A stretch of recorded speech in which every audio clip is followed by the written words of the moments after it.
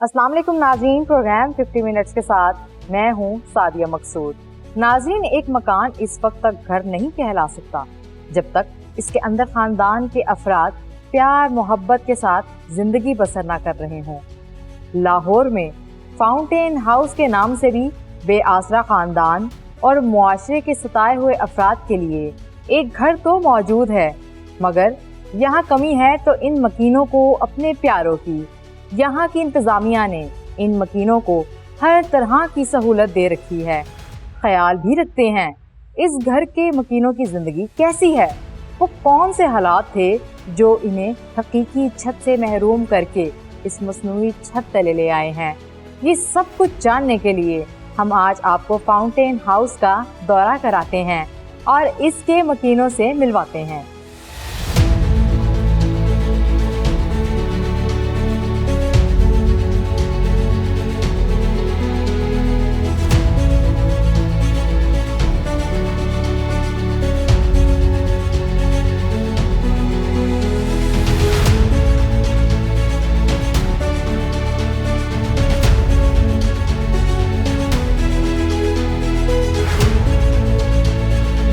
जी नाज़रीन, fountain house में इस वक्त हमारे साथ डॉक्टर परवीन इलियास मौजूद हैं, जो कि बतौर कंसल्टेंट साइकाइट्रिस्ट 5 साल से अपनी खिदमात यहाँ पर अंजाम दे रही हैं। तो हम उनसे बातचीत करते हैं और जानते हैं यहाँ के हाल। क्योंकि डॉक्टर साहबा यहाँ पे आप काफ़ी देर से हैं, तो हमें ये बताइएगा कि पेशेंट्स जो है यहाँ पे वो किस स्टेज पे आती हैं? मेरे यहाँ पर पेशेंट वो आते हैं जो घर पे अनमैनेजेबल एट होम होते हैं, तो फैमिलीज़ के मैनेज नहीं हो सकते, जो मेडिसिन से खुद लेने को भी तैयार नहीं होते हैं और थोड़े डिस्ट्रक्टिव एग्रेसिव और फैमिली के लिए प्रॉब्लम होते हैं, वो क्योंकि यहाँ पर आके पेशेंट को यहाँ एडमिट करवाते हैं। डॉक्टर साहब, ये बताइएगा कि यहाँ पे किस एज की पेशेंट्स आती हैं और आपको क्या लगता है कि क्या वजूहात हैं ये बीमारी ज़्यादा बढ़ने की? बेसिकली इस वक्त जो हम कैटर कर रहे हैं यहाँ पर पेशेंट्स को 16 से 60 तक, 60 ईयर्स से अबव और 60 से अबव नहीं पेशेंट यूजली लेते हैं यहाँ पर। अच्छा डॉक्टर साहब, ये बताइएगा कि इससे बचाव के तरीके क्या हैं, इस बीमारी को कैसे कम किया जा सकता है, ख़ासकर ख़वातीन में, क्योंकि ये काफ़ी ज़्यादा घरेलू तशद्दुद का भी शिकार होती हैं, दबाव का भी शिकार होती हैं, तो उसकी वजह से भी इनको ये मर्ज़ लाहिक हो जाता है। बेसिकली वो तो बहुत बड़ा एक चैप्टर है घरों में किस तरह चीज़ें मैनेज होनी चाहिए। वो तो एक नॉर्मल रिक्वायरमेंट है कि हेल्दी तरीके से घरों में चीज़ें मैनेज होनी चाहिए। बट ये है कि अगर पेशेंट को इससे बचने का ये तरीका है कि अगर फैमिली लोगों में एक अवेयरनेस ज़रूर होनी चाहिए कि जब ये बिगिनिंग होती है इस बीमारी की, एक बिगिनिंग में ही कोई इसकी जो फ्रीनिया का बिगिनिंग होता है तो उस वक्त इसका रिस्पॉन्स रेट बहुत अच्छा होता है। आप अगर बहुत ही प्रोड्रोमल फेज़ में जो है जिससे हम बोलते हैं उस स्टेज में अगर आपको डायग्नोसिस पता चल जाए कि पेशेंट थोड़ा सा डेविएट हो रहा है फ्रॉम द नॉर्मल लाइफ से, तो उसी वक्त अगर पेशेंट को किसी कंसल्टेंट के बाद मिल लिया जाए और उस वक्त ये बहुत लो डोज में मेडिसिन से पेशेंट ठीक हो जाते हैं।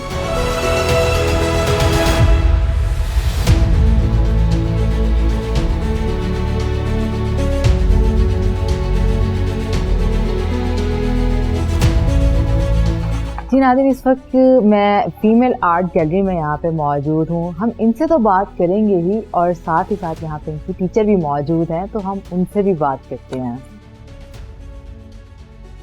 अस्सलाम वालेकुम अस्सलाम। कैसी हैं आप? अल्हम्दुलिल्लाह, आप ठीक हैं? अच्छा फातिमा, ये बताएं कि यहाँ पे आप सारा करवाती हैं इन्हें सिखाना, आर्ट्स का बताना, और ये मैं ये खूबसूरत कैलीग्राफी भी यहाँ पे देख रही हूँ, जी तो ये सारा आप सिखाती हैं? जी मैं सिखाती हूँ और मेरे साथ एक और मिस है, वो भी। ये इतना खूबसूरत यहाँ पे देखें काम हुआ हुआ है, इतना खूबसूरत लिखा हुआ है। लाइक हम लोग तो एक्सपेक्ट नहीं कर सकते कि एक मेंटल इलनेस का शिकार बंदा जो है वो इतना प्यारा काम करे। तो आप इनको किस तरह से ट्रीट करते हैं, कैसे बताते हैं कि ये सब? हमारे जो मेंबर्स हैं जब ये एग्रेसिव कंडीशन में आते हैं तो सबसे पहले ये एक्यूट वार्ड में होते हैं। देन ये सब एक्यूट में जब शिफ्ट होते हैं तो इनकी साइकोलॉजिस्ट इनसे इनका इंटरेस्ट पूछती हैं कि क्या कर सकते हैं आर्ट से, ये सारा यहाँ देखते हैं और उसके बाद उन्हें यहाँ रेफ़र किया जाता है। हमने इनके टास्क डिज़ाइन किए हैं और सबसे पहले हम इन्हें पेपर वर्क पे करवाते हैं काम, स्केचिंग करवा ली, आर्ट करवा ली, पेंसिल कलर्स, इस तरह से इनका इंटरेस्ट डेवलप हो जाता है कि हम ये काम कर सकते हैं, हम करेंगे। और ये करते करते इस लेवल तक आ जाते हैं कि ये कैनवस भी करने लग जाते हैं, कैलीग्राफी सीखते हैं। और जब ये करते हैं उसके बाद मतलब सारी एफर्ट एक मेंबर की भी नहीं होती और सारा काम मेंबर्स का भी नहीं होता। इसमें ये जो कैनवस है ये पहले हमारे मेंबर ने किया था और इसको फाइनल टच देने के लिए, फिनिशिंग देने के लिए, लाइंस को स्ट्रेट करने के लिए हम लोग एफर्ट करते हैं मेंबर्स के साथ और फिर ये काम बहुत अच्छा और प्रोफेशनल लगने लग जाता है। वाकई बहुत ही खूबसूरत जो है वो आपका आर्ट है, और माशाल्लाह मैं ये पूरी गैलरी देख रही हूँ यहाँ पे कि कितने सारे आर्टिस्ट भी मौजूद हैं और यहाँ पे बहुत सारी ये सीनरीज भी मौजूद हैं। जी नाज़रीन, यहाँ पर ये कुछ ख़वातीन मौजूद हैं जो कि आर्टिस्ट भी हैं और यहाँ की मेंबर भी हैं, तो हम आपको इनकी छोटी सी क्रिएटिविटी की एक झलक भी दिखाते हैं।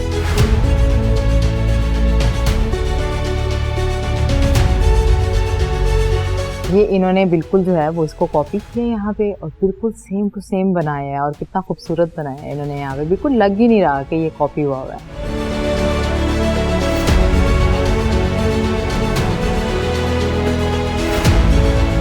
जी नाज़रीन, इस वक्त मैं यहाँ इनके स्पिरिचुअल यूनिट में मौजूद हूँ, जिसे रिलीजियस यूनिट भी कहा जाता है। तो हम इनके साथ जो इनकी टीचर मौजूद हैं, हम उनसे बात करेंगे कि वो यहाँ पर जो है वो दुनियावी तालीम के साथ साथ दीनी तालीम भी दे रही हैं, जो कि एक बहुत अच्छी बात है।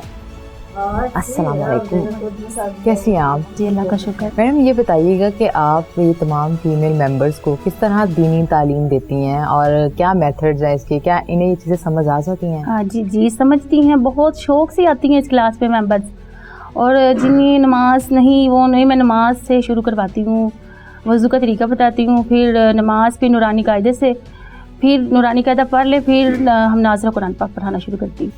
तो ये इनके लिए मुश्किल नहीं हो जाता? नहीं, बहुत ज़हीन है। कुरान पाक पढ़ने 2-2 हरूफ करके याद करवाती हूँ, ज़्यादा नहीं, तो फिर माशाल्लाह से कर लेती हैं याद, फिर याद करके ज़हन में रखती हैं कि घर चली भी जाएँ फिर वापस आएँ तो फिर भी याद रखती हैं।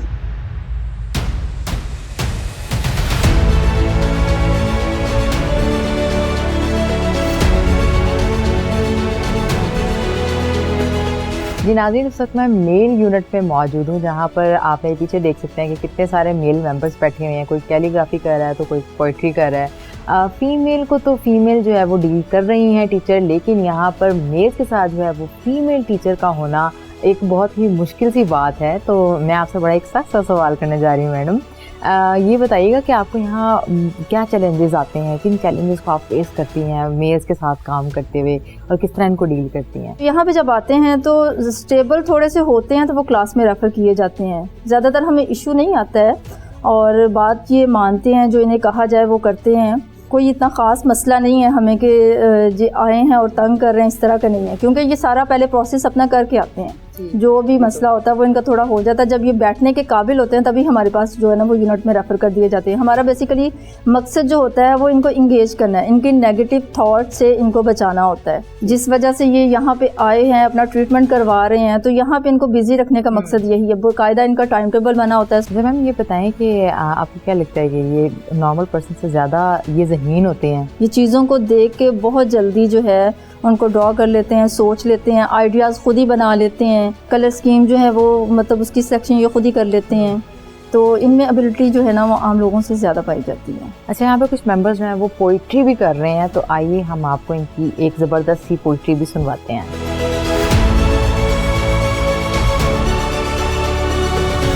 जी नाज़रीन, इस वक्त हमारे साथ यहाँ पे मेंबर मौजूद है जिन्होंने यहाँ पे अभी पोइट्री लिखी हुई है, तो हम इनसे पोइट्री सुनने जा रहे हैं। क्या नाम है आपका? मेरा नाम साद बिन रऊफ़ है और पोइट्री के साथ कुछ टेक्स्ट वर्क भी है मेरा। ठीक है, आप हमें कोई पोइट्री सुनाइए अपनी। पोइट्री भी साथ सुनाता हूँ। जी जी सुनाइए। ठीक है। हर पाकिस्तानी वोटर के लिए 1-1 करोड़ रुपए की रकम मुख्तस होनी चाहिए, चाहे पार्टी इलेक्शन जीते या हारे। तमाम सिटीजन्स के पास अपना घर और रोज़गार कारोबार होना चाहिए। अब मैं शेर सुनाता हूँ। जी जी सुनाइए। पोइट्री, ये इकबाल का शेर है।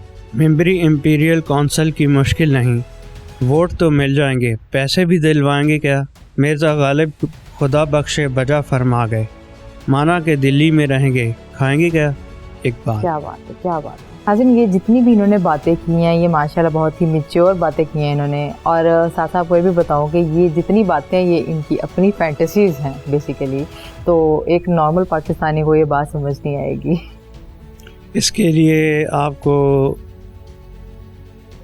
नबी सल्लल्लाहु अलैहि वसल्लम का पैगाम पढ़ना होगा और कुरान पढ़ना होगा और नबी सल्लल्लाहु अलैहि वसल्लम और उनके सहाबा की लाइफ हिस्ट्री देखना होगी और मुस्लिम स्कॉलर्स का मुतालिया करना होगा, तो तभी जाके आपकी बात समझ आएगी, आपकी समझ में बात आएगी। ठीक हो गया, थैंक यू।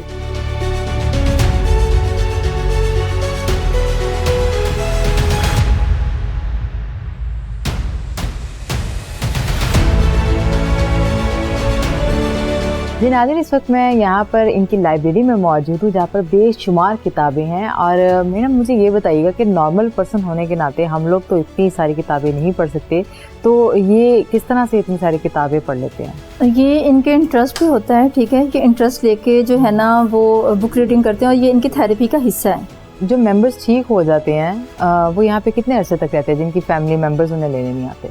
कुछ मेंबर्स जो हैं उनकी फैमिलियाँ जो है ना वो इनको ले जाती हैं। 3 मंथ का इनका प्रोसेस होता है, वो कंप्लीट हो जाता है, उनका ट्रीटमेंट करवाते हैं और वो उनको ले जाते हैं।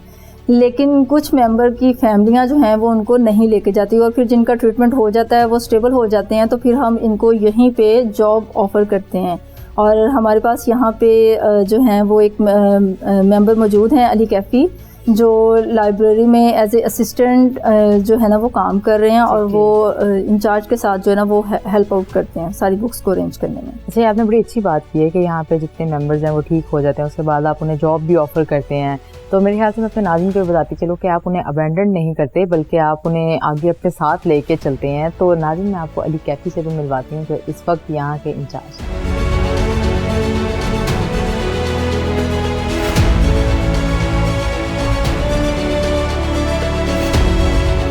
जी नाज़रीन, इस वक्त हमारे साथ यहाँ पे अली कैफ़ी मौजूद हैं जिनका ट्रीटमेंट यहीं से हुआ और अब वो लाइब्रेरी के इंचार्ज भी हैं, तो हम उनसे बातचीत करते हैं। अस्सलाम वालेकुम अली। वालेकुम सलाम मैडम। अच्छा, मुझे ये बताइएगा कि आप कब से यहाँ पे हैं? मैडम मैं तकरीबन 16 साल 4 माह से यहाँ पे हूँ। ठीक ठीक, तो आपका ट्रीटमेंट कब मुकम्मल हुआ? मेरा ट्रीटमेंट तो 6-7 साल पहले मुकम्मल हो चुका है। बस 6 साल से यहीं पर हूँ और एक फ़ोन कॉल तक नहीं आई, कॉन्टैक्ट तक नहीं आया, कि मिलने तक नहीं आया। तो आपने कभी खुद भी कोशिश नहीं की कांटेक्ट करने की? खुद मैंने कोशिश की, मुझे घर छोड़ने भी गए। वो उन्होंने वहाँ पे जो मोहल्लेदार थे उन्होंने बताया वो शिफ्ट कराची कर गए, घर बार चेंज कर गया बड़ा भाई, और सिमें उसकी उसने तब्दील कर ली सारे फ़ोन सेल्स की। बस वो ट्रैप ही नहीं हुआ, आगे से वो कहीं मिला ही नहीं, उसका अता पता ही नहीं चल रहा। तो आपको कभी उनकी याद नहीं आई? मतलब यहाँ पे तो आई मुझे, मेरा भाई मेरे वालिद के जनाजे पे नहीं लेके गया मेरा बड़ा भाई। मेरी वालदा किस हाल में है मुझे कोई खैर खबर 6 साल से नहीं हुई। अच्छा, बहुत सारे हमारे व्यूअर्स आपको देख रहे हैं इस टाइम, तो आप हमें ये बताइए कि आप हमारे थ्रू अपनी फैमिली को कोई पैगाम पहुंचाना चाहते हैं? मैडम मैं सिर्फ यही चाहूँगा कि मेरे से कोई ऐसी मिस्टेक हो गई है तो माफ़ कर दें मुझे ले जाएं। अब मेरा बुढ़ापा भी गया, यहीं में गुजरवाएंगे। अच्छा, हम ये बताइएगा कि यहाँ पे आपका काम करने के बाद एक्सपीरियंस कैसा रहा? मैडम बहुत अच्छा एक्सपीरियंस है। काम करने के बाद मैं तो अच्छा खासा अर्न करता हूँ और मेरी लाइफ तो बिल्कुल नॉर्मली गुजर रही है। मुझे चंद ही दिनों में मुझे पता है इंशाल्लाह इसी तरह मैं काम करता रहा मुझे बाहर थोड़ी बहुत आने जाने की भी परमिशन मिल जाएगी। मुझे तो ऐसे कोई प्रॉब्लम्स नहीं है कुछ खास, मैं तो बड़ा स्टेबल लाइफ गुजार रहा हूँ। जी नाज़रीन, अभी आपने अली कैफ़ी की बातें सुनी, उनके एक्सपीरियंस जो है उन्होंने बताए कि उनका यहाँ पे काम करने का एक्सपीरियंस कैसा रहा और साथ ही उन्होंने अपनी फैमिली के लिए भी पैगाम दिया है। ये पैगाम खाली उनकी फैमिली के लिए नहीं है बल्कि और भी फैमिलीज़ के लिए हैं जो अपने फैमिली मेम्बर्स को यहाँ पर छोड़ जाते हैं, उसके बाद भूल जाते हैं उन्हें अपने साथ लेके जाना। तो खुदारा उनको आपकी ज़रूरत है, इन्हें अपने साथ रखिए। इनको अपने साथ रखेंगे तो ये ज़्यादा स्टेबल होंगे और आपके साथ रहने से ये ज़्यादा खुश भी रहेंगे। तो अभी थोड़ा सा यहाँ पे माहौल सोगवार सा नज़र आ रहा है, तो हम आपको म्यूज़िक थेरेपी की तरफ लेके चलते हैं। इनका एक म्यूज़िकल यूनिट भी है जहाँ पे इनका भरपूर इलाज किया जाता है, तो आइए वहाँ चलते हैं।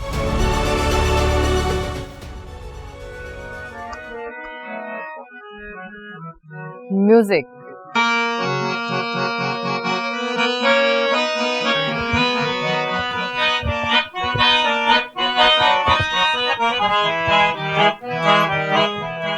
जी नाज़रीन, इस वक्त मैं यहाँ पर इनके म्यूज़िक यूनिट में मौजूद हूँ जहाँ पर इनकी म्यूज़िक के साथ बाकायदा थेरेपी की जाती है और यहाँ पर इनके उस्ताद साहब भी मौजूद हैं, अली सुल्तान।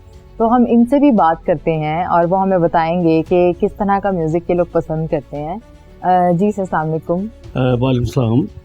सर, हमें ये बताइएगा कि इनकी म्यूज़िक के साथ किस तरह से थेरेपी की जाती है? म्यूज़िक सबसे पहले तो ये बात है कि इन्होंने सेलेक्ट करना होता है कि हमने कहाँ जाना है, तो फिर ये लोग सेलेक्ट होकर आते हैं। इनके अपने ज़हन है कि हमने म्यूज़िक में जाना है, तो फिर मेरे पास ही आते हैं। तो आपने जितने अभी तक मेंबर्स ट्रेन किए हैं उनमें से हमें किसी एक का कोई अच्छा सा हाँ गाना जी, सुनाइए। हर बार नए पुराने आते जाते हैं तो मैं उसको सेलेक्ट करता हूँ कि इसको गाना चाहिए, ये अच्छा है। जी तो दीन साहब को मैं करता हूँ ये, इंशाल्लाह आपको सुनाऊँ। ठीक है नाज़रीन, अभी हम यहाँ एक मेंबर से गाना सुनने जा रहे हैं। होता है बेकरार क्यों जिसने भुला दिया तुझे,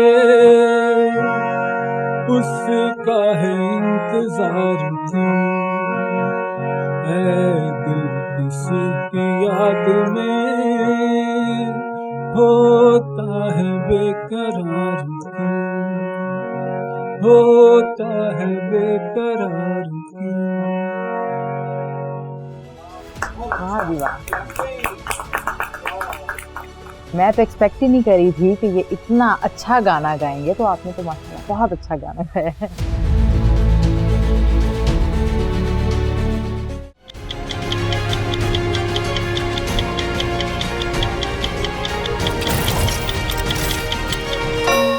minutes.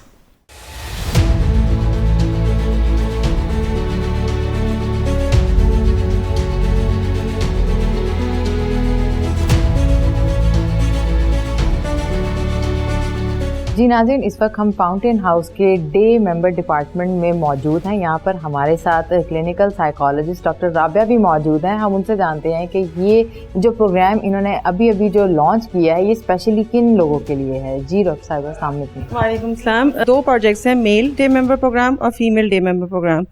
मेल में जो है हमारे पास ट्वाइस अ वीक आते हैं, सुबह के टाइम आते हैं 9 to 3 हमारी टाइमिंग्स है। उसमें हम उन्हें ग्रुप एक्टिविटी करवाते हैं, मोटिवेशनल सेशंस करवाते हैं, उन्हें एंगेज करते हैं मुख्तलिफ एक्टिविटीज़ में, और फिर उनका इंडिविजुअल सेशन भी होता है। जो फोर्टनाइटली वाला सेशन है उसमें हम मेंबर्स को वर्क प्लेसमेंट पे भेजते हैं ताकि वो अपनी फ्यूचर लाइफ में जाके कहीं भी हम उन्हें जॉब के लिए प्लेसमेंट करें तो वो उसके लिए तैयारी करवाई जाती है। यहाँ पे उन्हें इंटर्नशिप प्रोग्राम कहते हैं। और फीमेल डे मेंबर हमारा रिसेंटली 3 months बैक स्टार्ट हुआ है, वो हमारे वंस इन अ वीक है।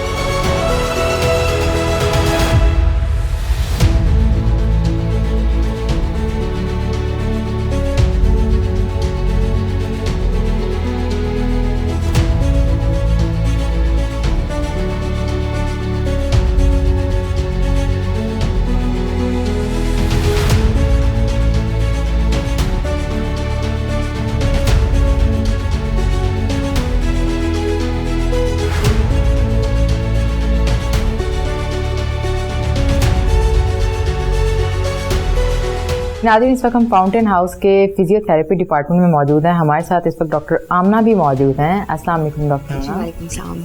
अच्छा डॉक्टर आमना, ये बताइएगा कि यहाँ पे आप मेंबर्स की जो फिजियोथेरेपी करती है वो कैसे करती हैं और क्या इससे इन्हें कितना फ़र्क पड़ जाता है? मेंबर्स की यहाँ पे इंडोर पेशेंट्स भी होते हैं और आउटडोर पेशेंट्स भी होते हैं, तो बाकी इनकी वैसे योगा क्लासेस होती हैं। तो जो इंडोर पेशेंट्स हैं जैसे पोलियो के, वो फॉलेज के, तो उनकी हम फिजियोथेरेपी करते हैं। तो यहाँ पे डिफरेंट टेक्निक्स के थ्रू किया जाता है। डेफिनेटली मसल स्ट्रेंथ पे वर्क करते हैं, तो रिगेन भी कर लेते हैं। कुछ ऐसी डिजीज़ होती हैं जो आप उनको नॉर्मल हेल्दी नहीं कर सकते, लेकिन ये होता है कि आप उनको उनका लाइफस्टाइल बेटर हो जाता है कि वो किसी के मोहताज नहीं रहते, वो अपना काम खुद करना शुरू कर देते हैं।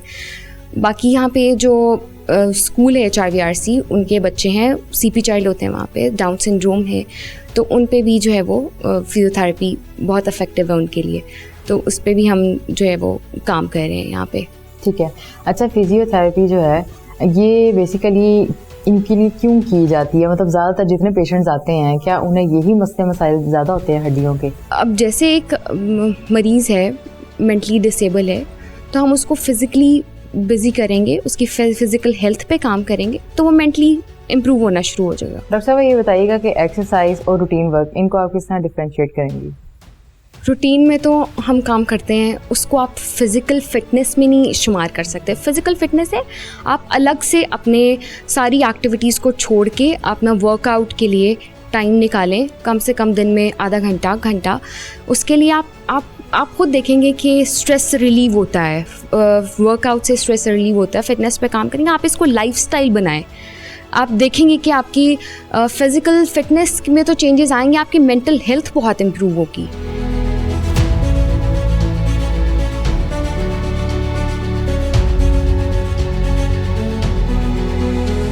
जी नाज़रीन, इस वक्त हम वॉलंटियर एंड इंटर्नशिप डिपार्टमेंट में मौजूद हैं और हमारे साथ यहाँ पे मौजूद हैं डॉक्टर समन, जो कि क्लिनिकल साइकोलॉजिस्ट भी हैं। हम उनसे जानते हैं। अस्सलाम वालेकुम डॉक्टर साहब। वालेकुम सलाम। अच्छा, मुझे ये बताइएगा कि आप इंटर्नशिप जो है वो किस तरह से प्रोवाइड करते हैं, इसका क्या क्राइटेरिया होता है बच्चों के लिए?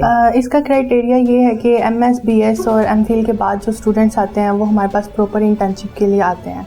सो हम मिनिमम 3 मंथ्स का हमारा है ड्यूरेशन, जिसका हम सर्टिफिकेट प्रोवाइड करते हैं। इसके अलावा केस स्टडी, रिसर्चेज और इस तरह के काम के लिए स्टूडेंट्स आते हैं, डाटा कलेक्शन।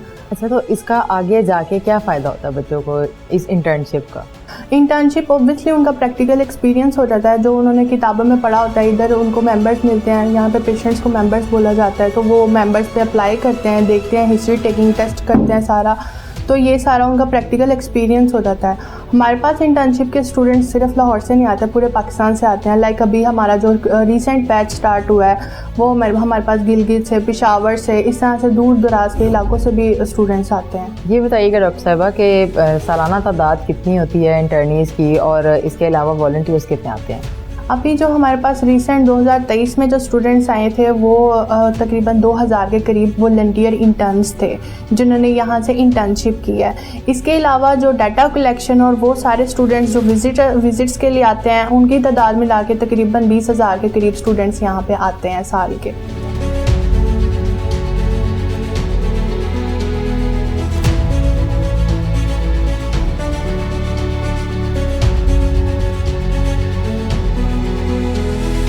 जी नाज़रीन, इस वक्त मैं फाउंटेन हाउस के चाइल्ड असेसमेंट डिपार्टमेंट में मौजूद हूँ और हमारे साथ डॉक्टर सादिया भी मौजूद हैं। तो हम डॉक्टर सादिया के साथ मील के इस डिपार्टमेंट का विजिट करेंगे। क्यों डॉक्टर सादिया? जी बिल्कुल। ये हमारा child assessment and treatment centre है।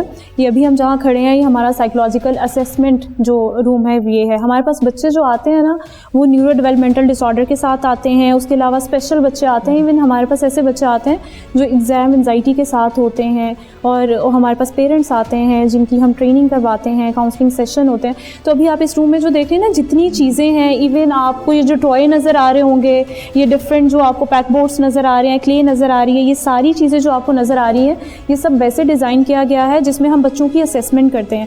स्पेशली वो बच्चे जिनका IQ लेवल जो होता है अपनी एज से पीछे होता है, जिसको हम कहते हैं इंटेलेक्चुअल डिसेबिलिटी के साथ हैं बच्चे, ऐसे बच्चे जो डिसलेक्सिया के साथ होते हैं, पढ़ने लिखने में मसाइल होते हैं। तो आप देख रहे होंगे इनकी वॉल्स को भी वैसे ही डिज़ाइन किया गया। अब मैं आपको नेक्स्ट रूम में लेके जाऊँगी। तो हमारा फर्स्ट रूम था जो चाइल्ड असेसमेंट सेंटर है। हमारा नेक्स्ट रूम जो है वो OT है, ऑक्यूपेशनल थेरेपी सेंटर जो है। तो अब हम वहाँ विजिट करते हैं।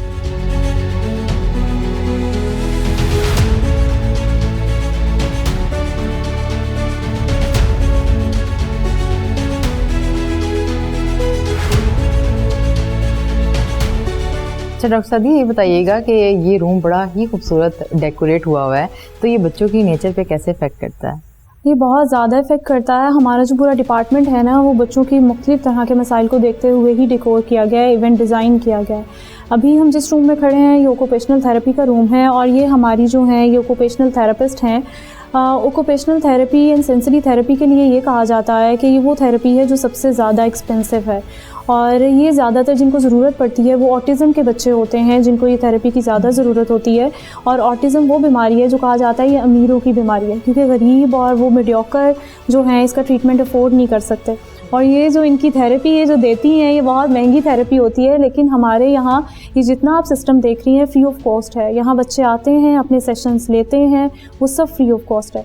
बाकी आपको मैडम बताएंगी कि ये जो सारी चीज़ें यहाँ डेकोर की गई हैं, या आपको पीछे से क्लाउड्स नज़र आ रहे होंगे, यहाँ की लाइट डिफरेंट है, यहाँ आपको स्टफ टॉय ज़्यादा नज़र आ रहे होंगे, यहाँ आपको सिटिंग जो है फ्लोर सिटिंग नज़र आ रही होगी। तो सारे बच्चों को देखते हुए डिज़ाइन किया गया। बाकी मैडम बताएंगी कि किस तरह बच्चों की नीड्स होती हैं।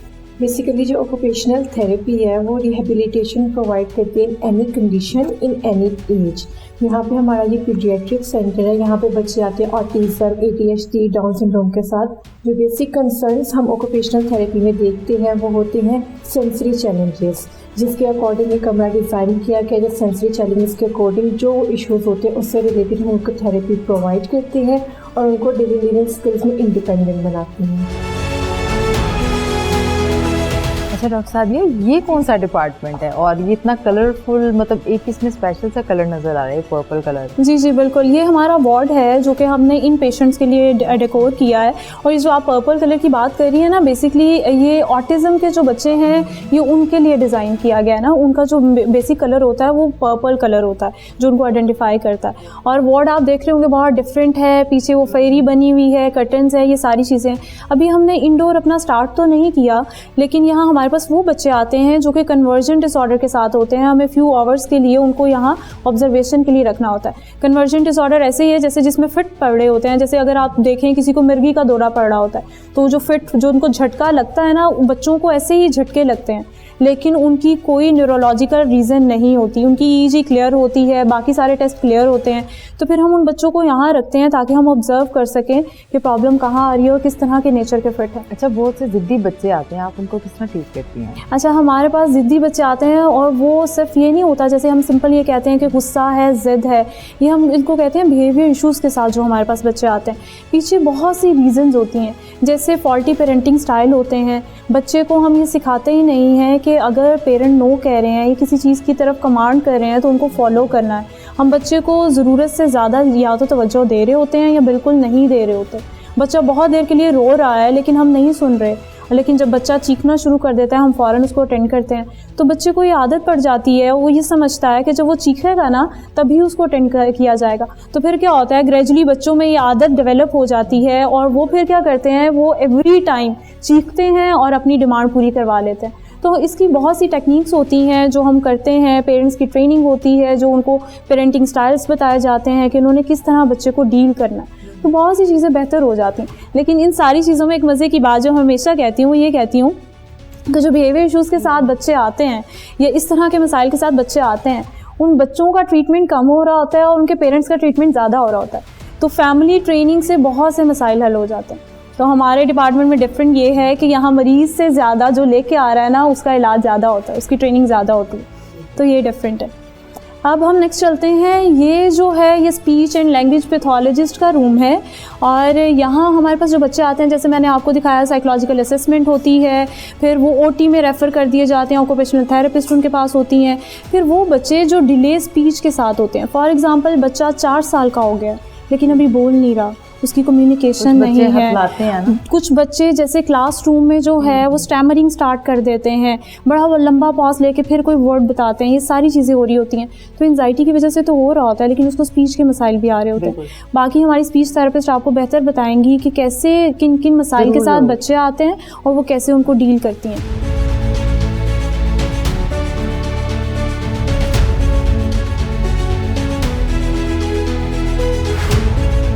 अच्छा डॉक्टर फातिमा, हमें ये बताइएगा कि आप यहाँ पे किस तरह बच्चों की जो लैंग्वेजेस हैं उनको ट्रीट करती हैं, क्योंकि कुछ बच्चों को बड़ी मुश्किल आती है बोलने में और बड़े लंबे लंबे पॉज देके वो बोलते हैं। स्पीच एंड लैंग्वेज की अगर हम इश्यूज़ पे बात करते हैं तो इश्यूज़ हमारे पास ये आते हैं, लाइक बाय बर्थ बच्चे का क्लेफ्ट जो पैलेट है वो उसका क्लेफ्ट है, क्लेफ्ट लिप के साथ है, वो उसको अनोक्सिया हो गया, लैक ऑफ ऑक्सीजन है उसको, ये बाय बर्थ हैं। और इसकी कॉजेज़ जो हैं वो प्री भी हैं, पेरी भी हैं और पोस्ट भी हैं, पैदाइश के बाद भी हैं, पैदाइश से पहले के इश्यूज़ भी हैं और जो है ड्यूरिंग बर्थ तब भी इसकी वजूहात बन सकती हैं।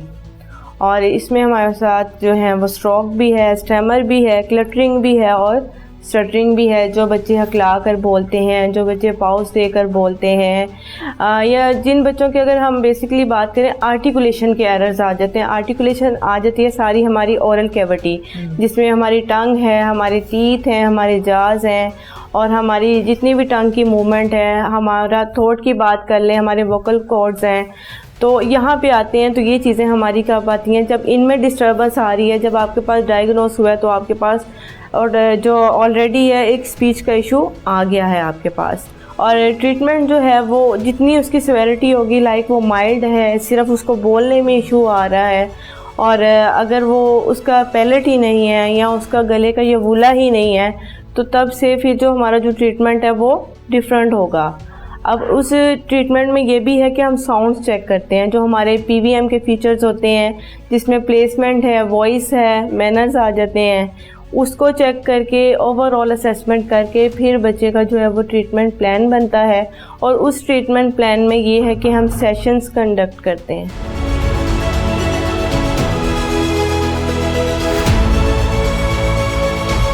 जी नाज़रीन, इस वक्त मैं फाउंटेन हाउस के ख्वाजा सराय यूनिट में मौजूद हूँ, क्योंकि ख्वाजा सराय के बारे में एक कॉन्सेप्ट है कि वो माशरे के बड़े निगलेक्टेड लोग हैं।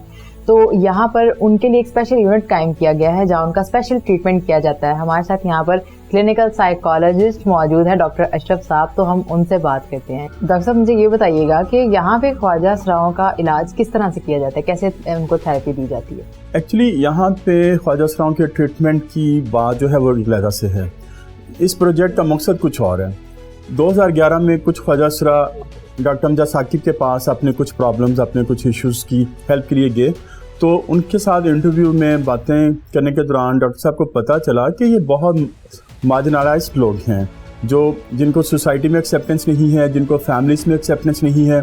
जब वो कुछ ओवर एज हो जाते हैं तो उनके लिए अर्निंग सोर्सेज ख़त्म हो जाते हैं, उनको कोई सपोर्ट नहीं करता। इवन के बेसिक नीड्स के लिए भी उनको तरसना पड़ता है, उनको लोगों की तरफ देखना पड़ता है। तो इस तरह से उन्होंने 2011 में ये प्रोजेक्ट स्टार्ट किया। इस प्रोजेक्ट का मकसद यही था कि ओल्ड एज लोग जिनके पास कोई अर्निंग सोर्सेज नहीं है, जो अपने अर्निंग के लिए कुछ भी नहीं कर पाते, तो हम उनको किसी ना किसी तरह से सपोर्ट करें। उनको फाइनेंशियल सपोर्ट भी हो, उनको हेल्थ फैसिलिटीज़ भी हम लोग दें, और इस तरह से उनकी और भी प्रॉब्लम जो हम शेयर कर सकते हैं उनकी, वो हम करें। उस दौरान हम इनके मेडिकल कैंप हर महीने लगाते हैं, जिसमें मुख्तलिफ़ किस्म की, अगर इनको कोई डिजीज़ हैं, फिज़िकल इश्यूज़ हैं, कोई साइकोलॉजिकल इश्यूज़ हैं, तो हम उनका ट्रीटमेंट इनको करते हैं। साथ हम इनका पंजाब एड्स कंट्रोल प्रोग्राम जो है उनके साथ हमारे MOU है, उसके लिए हम इनकी स्क्रीनिंग वंस अ ईयर तमाम ट्रांसजेंडर्स की करते हैं, जिसमें हेपेटाइटिस B, C, HIV इस तरह के जो इश्यूज़ होते हैं, हम उनकी एक दफ़ा screening at the time of registration और फिर साल में एक मरतबा करते हैं। अगर खुदा न खास्ता उनका कोई ऐसा इशू निकल आता है तो हम उनका यहाँ पे बहुत सीक्रेटली रिस्पेक्ट के साथ उनका वो ट्रीटमेंट भी करते हैं।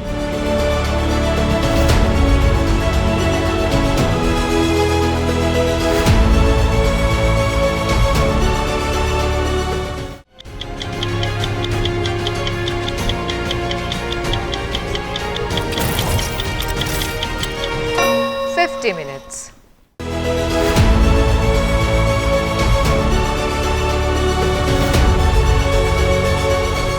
जी नाज़रीन, इस वक्त हम फाउंटेन हाउस के MS डॉक्टर इमरान के साथ मौजूद हैं और हम उनसे अपनी गुफ्तगू का आगाज़ करते हैं। अस्सलाम वालेकुम सर। जी वालेकुम। कैसे हैं आप? जी अल्हम्दुलिल्लाह। सर ये बताइएगा कि फाउंटेन हाउस की बुनियाद लाहौर में कैसे बनी और आप इसके साथ कैसे डील करते हैं? आपको कितना अरसा हो गया यहाँ पे? बिस्मिल्लाहिर्रहमानिर्रहीम। पहले तो मैं अल्लाह ताला का शुक्रगुज़ार हूँ कि उसने एक और ज़िंदगी और सेहत वाला दिन आपके साथ गुजारने का मौका दिया। लाखों दुरूद सलाम नबी पाक सल्लल्लाहु अलैहि वसल्लम के ज़ात मुबारक पे, सारी इज़्ज़तें सिर्फ़ अल्लाह ताला की ज़ात के लिए। Thank you very much. आपका शुक्रिया, आपकी टीम का, ख़ास तौर पर डिस्कवर पाकिस्तान का बहुत शुक्रिया, क्योंकि पाकिस्तान के एक ऐसे मुनफरिद इदारे को आज विज़िट कर रहे हैं कि जिस पे बीइंग ए पाकिस्तानी और बीइंग ए मुसलमान हम प्राउड फील करते हैं। फाउंटेन हाउस बुनियादी तौर पे आज से 52 साल पहले प्रोफेसर रशीद चौधरी साहब, जो मेंटल हॉस्पिटल के MS थे उस ज़माने में, उन्होंने अमेरिका में इसको विज़िट किया था। पहली इसकी ब्रांच जो है वो फाउंटेन हाउस न्यूयॉर्क में। तो उन्होंने ये आइडिया लिया कि हम फाउंटेन हाउस पाकिस्तान में भी बनाएं। जिस जगह आप बैठी हुई हैं, ये फाउंटेन हाउस लाहौर जो है वो, ये इसकी दूसरी ब्रांच है। पहला न्यूयॉर्क में है और दूसरा फाउंटेन हाउस पाकिस्तान में बना, और उसके बाद 550 फाउंटेन हाउस हैं इस वक्त दुनिया में। लेकिन पाकिस्तान का जो फाउंटेन हाउस है वो बाकी दुनिया के फाउंटेन हाउसेस से बिल्कुल इंटायरली डिफरेंट है। उसकी वजह, बड़ी उसकी मेन वजह जो है कि पाकिस्तान का फाउंटेन हाउस और बाकी फाउंटेन हाउसेस जो हैं उनमें एक ही फ़र्क है कि वो गवर्नमेंट फंडेड हैं और ये आप लोगों की मदद से चलने वाला है। अच्छा, जो इसमें एक बड़ी इम्पॉर्टेंट बात ये है, ये बताया गया है और हमें ये पता भी है कि दुनिया भर में जो फाउंटेन हाउसेस हैं उनमें सबसे ज़्यादा ग्रो करने वाला फाउंटेन हाउस भी पाकिस्तान का है। इसकी इस वक्त 3 ब्रांचेस हैं। एक लाहौर जहाँ बैठे हैं, ये 400 बेड हॉस्पिटल है। इसके अलावा दूसरी ब्रांच जो है वो फारुखाबाद है, जो 25 एकड़ पे बनाया हुआ है और 250 से ज़्यादा मरीज़ वहाँ रहते हैं। तीसरा जो है वो सरगोदा में है, वहाँ पे तकरीबन 100 मरीज़ हैं, वो 8 एकड़ पे बना हुआ है। चौथा हम फैसलाबाद में ज़रा यूनिवर्सिटी में बना रहे हैं 5 एकड़ पे, और वो भी 500 बेड का हॉस्पिटल होगा इंशाल्लाह।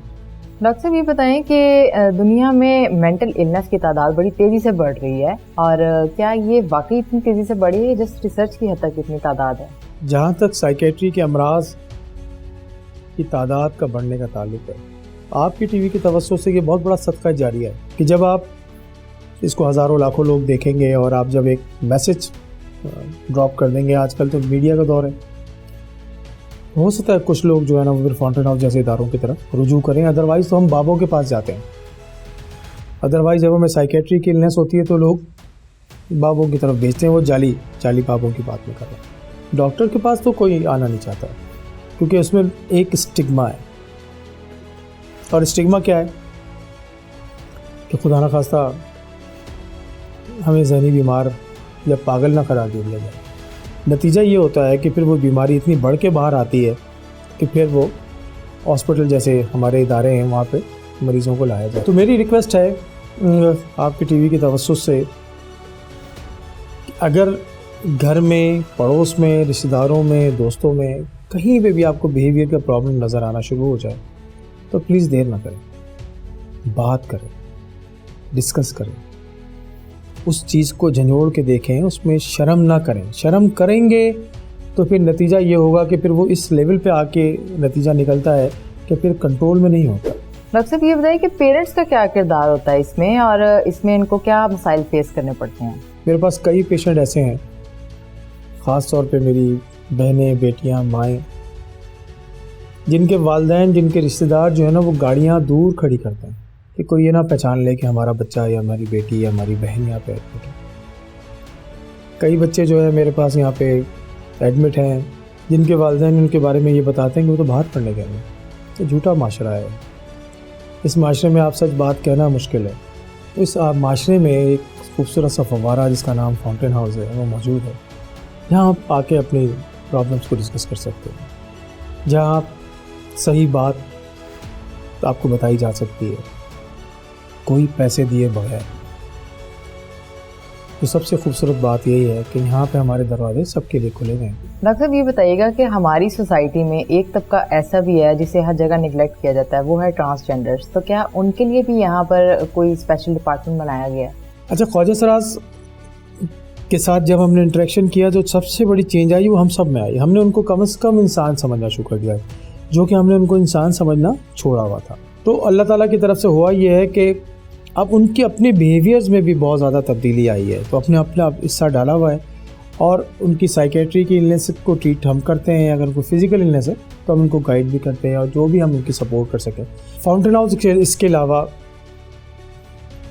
कंटिन्यू मेडिकल एजुकेशन करता है किन लोगों का कि जो ट्रेनिंग लेना चाहते हैं, डॉक्टर्स हैं, थेरेपिस्ट हैं, फिजियोथेरेपिस्ट हैं, साइकोथेरेपिस्ट हैं, सोशल वर्कर हैं, उनकी मुख्तलिफ ट्रेनिंग प्रोग्राम्स यहाँ पर। इसके अलावा इंटर्नशिप प्रोग्राम होते हैं for the students from matric to PhD। Students जो है ना वो 10,000 स्टूडेंट्स एवरेज पर एनम हम उनको इंटर्नशिप प्रोग्राम से गुजारते हैं। तो इंटर्नशिप प्रोग्राम हफ्ते का, महीने का, 6 महीने का, साल का, इस तरह इंटर्नशिप प्रोग्राम होता है। तो ये फाउंटेन हाउस यहाँ पे फ़ायदा होता है। एक बड़ा ज़बरदस्त किस्म का यूनिक प्रोग्राम है, और वो प्रोग्राम ये है कि वो meet the expert for people with distress. वो फैमिली मेम्बर्स जिनकी फैमिली में ये प्रॉब्लम्स हैं, तो हम एक्सपर्ट्स को पूरे पाकिस्तान से और पूरी दुनिया से एक्सपर्ट्स को लेते हैं। वो एक्सपर्ट्स उनके क्वेश्चन आंसर का जवाब देते हैं। वो फैमिली 100-150 फैमिली हम मंथली ये प्रोग्राम भी करते हैं। इसके अलावा ऐसे पेशेंट्स के लिए डे केयर सेंटर हमने बनाया हुआ है कि जो हमारे पास ट्रीट हो चुके हैं और माशरे में फ़ाल किरदार अदा कर रहे हैं, लेकिन उनको कोई ना कोई सपोर्ट चाहिए। तो डे केयर सेंटर भी है कि जिसमें दिन में वो आते हैं पेशेंट, सुबह और दोपहर को चले जाते हैं। फिर यहाँ पे ये बताइएगा कि क्या क्राइटेरिया है जो मेंबर्स यहाँ पे एडमिट होते हैं? अच्छा देखिए, हमारे पास तो क्राइटेरिया है, बहुत ज़बरदस्त किस्म का क्राइटेरिया है। एक तो पेशेंट ज़्यादातर यहाँ पे हमारे पुराने पेशेंट भी आते हैं, रेफरल में भी आते हैं, और वॉक इन पेशेंट भी आते हैं।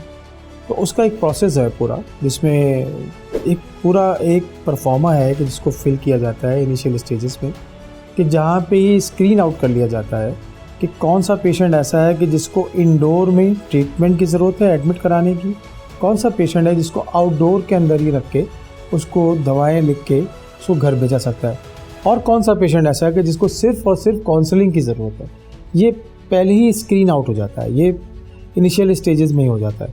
और उसके बाद इसमें हमारे साथ साइकोथेरेपिस्ट मौजूद हैं, हमारे पास सोशल वर्कर मौजूद हैं, हमारे पास मेडिकल ऑफिसर मौजूद हैं, हमारे पास कंसल्टेंट्स मौजूद हैं। ये सारा स्टेप बाय स्टेप एक किया जाता है। अच्छा, मैं आपको एक और भी अच्छी बात बताऊँ फाउंटेन हाउस की, कि हम पेपरलेस एनवायरनमेंट पे काम करते हैं। तकरीबन 90% हमारा काम जो है ना वो पेपरलेस है, जो मैं समझता हूँ साइकेट्री के हवाले से एक मुश्किल काम भी है। दूसरा जो बड़ी ज़बरदस्त और पाकिस्तानियों के लिए भी अच्छा मैसेज है कि अगर हम ये करना चाहें, दूसरे इदारों को भी ये करना चाहिए, जो यहाँ का मॉडल है कि फाउंटेन हाउस के सारे इदारे यहाँ पे स्मोकिंग अलाउ नहीं है। ना तो कोई हमारा स्टाफ, ना कोई मरीज़ जिसको हम यहाँ पे मेंबर कहते हैं, ना कोई विजिटर सिगरेट पी सकता है। खाली सिगरेट नहीं, हम कोक भी नहीं अलाउ करते यहाँ। अच्छा सर, ये बताइएगा कि यहाँ पर ख़वातीन और जो मर्द हज़रात हैं उनकी कितनी तादाद है, जितने मेंबर्स हैं यहाँ पे? देखिए, यहाँ पे जिस लाहौर में आप बैठी हुई हैं इस सेंटर के अंदर, तो ये यहाँ पे 400 बेड का हॉस्पिटल है। 300 मेल हैं और 100 जो है वो फीमेल हैं। सर, आप अपने तौर पर कोई फाइनल मैसेज हमारे व्यूअर्स को देना चाहें? तो एक छोटा सा सादा सा मुसलमान इंसान बनना है कि जो माफ़ कर देता है, जल्दी से माफ़ी मांग लेता है, जो शुक्रगुज़ार है अल्लाह का, अल्लाह के रसूल का, अपने वालिदैन का, अपने मुल्क का, अपने रिश्तेदारों का, अपनी जॉब का, अपने घर का, अपने शहर का, जो आगे बढ़ के किसी के मसले को सुन लेता है, जो बग़ैर किसी मतलब के सलाम कर लेता है। ये छोटे छोटे से काम करने से आपकी नफ्सियाती बीमारियां आपके पास नहीं आएंगी। और वही नबी पाक सल्लल्लाहु अलैहि वसल्लम की हदीस के बीमारों की तीमारदारी करो। तो मेरी रिक्वेस्ट है कि जब तक आप फाउंटेन हाउस जैसे इदारे और इस तरह के बहुत सारे हॉस्पिटल्स या ऐसे इदारे आप विज़िट करेंगे तो आपको अल्लाह ताला ये समझ, बूझ और फहम पैदा करेगा कि आप कितने ब्लेस्ड हैं, आप कितने बेहतर हैं। ये मेरी रिक्वेस्ट है कि फाउंटेन हाउस को आप विज़िट करें। बहुत शुक्रिया आपका डॉक्टर साहब, आपने हमें इतनी इन्फॉर्मेशन दी और हमें यहाँ पे सारा क्राइटेरिया भी बताया। आपने बताया कि किस तरह से आप इन सबको मेंबर समझते हैं। इस तरह से आपने हमारे थ्रू जो है वो पैगाम भी दिया अपने जो फैमिलीज़ हैं जो अपने पेशेंट्स को यहाँ पे छोड़ के चली जाती हैं, जिनको लगता है कि शायद अब हम राब्ता ख़त्म कर देंगे तो हम उनको अपने तौर पे जो है उनकी अपनाइयत जो है उनकी वो ख़त्म हो जाएगी। जी नाज़रीन, आपने देखा है कि फाउंटेन हाउस की इंतज़ामिया ने इन बेआसरा अफराद को हर वो सहूलत दे रखी है जो इन्हें घर में मैसर आती हो। इन अफराद में काम करने और सीखने की भी गैर मामूली सलाहियतें मौजूद हैं। किसी भी खानदान में ज़हनी अमराज में मुब्तला मरीज के इलाज के लिए शर्म और झिझक महसूस करने के बजाय इन्हें दोबारा मुआशरे का कारामद शहरी बनाने के लिए एहसास करना चाहिए, जो हम सब की जिम्मेदारी है। प्रोग्राम 50 मिनट से सादिया मकसूद को इजाज़त दीजिए। अल्लाह निगहबान।